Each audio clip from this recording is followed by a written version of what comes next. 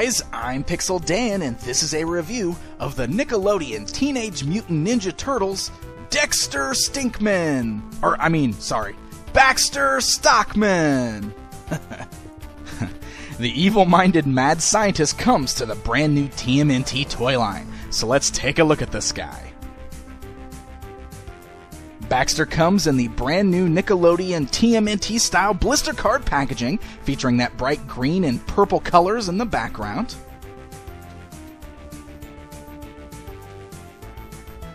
And then the back side of the packaging gives us a little bio on Baxter Stockman, as well as an image of the character from the new cartoon series. And below that, we get a look at several other characters currently available in the TMNT toy line.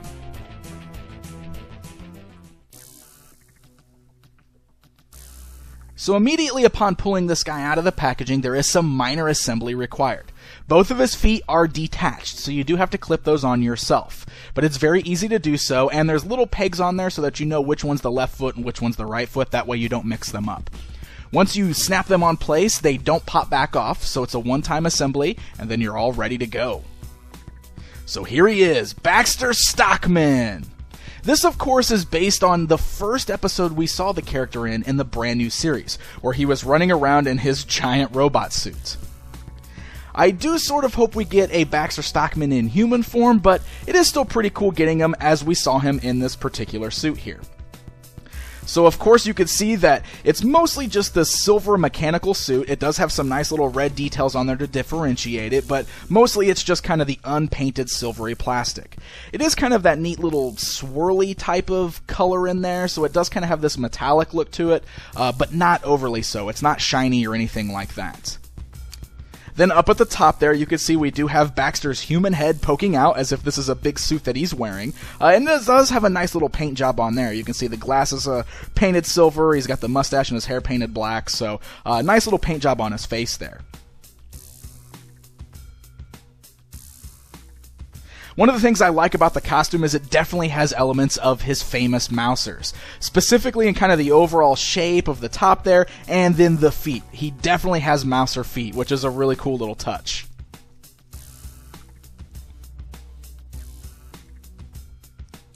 Now, for being a big, bulky robot, this Baxter figure actually has a pretty good amount of articulation, at least as far as the TMNT action figures go.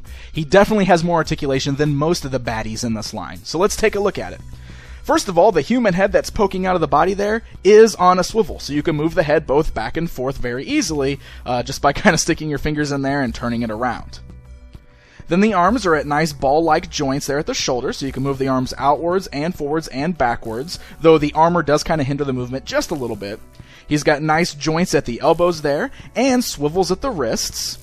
Now, the little claw pieces aren't articulated by themselves, but they are flexible, so you can kind of open them up there.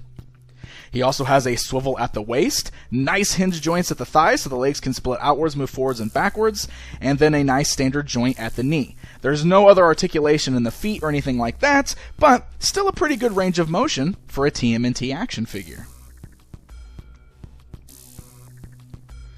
Now, going back to those claws, like I said, they're not articulated on their own, but it is cool because they're flexible enough that you can kind of pry them open, and they always snap back shut. What's cool with that is that you can get some really cool poses with him grabbing onto the heads of the Ninja Turtles or their weapons or anything like that. So that should make for some really cool play and display options.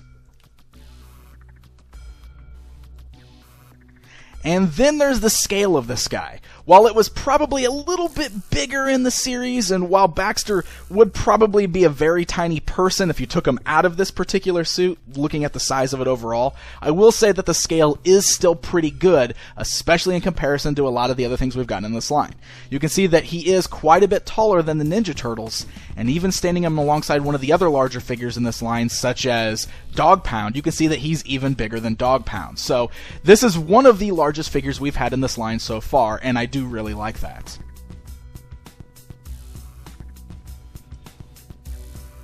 Alright guys, it's comparison time. Here he is standing alongside the vintage Baxter Stockman, which was a completely different character. Not only was he Caucasian in the original series, but they of course also turned him into a mutant fly.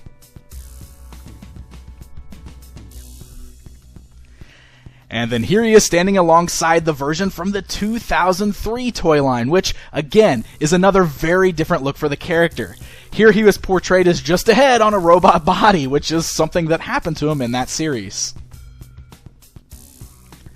So that's 3 very different Baxter Stockman figures over the years. Kinda cool if you ask me. I just really hope that at some point we do get a regular old Baxter Stockman action figure outside of the robot body. I just want a regular old scientist Baxter.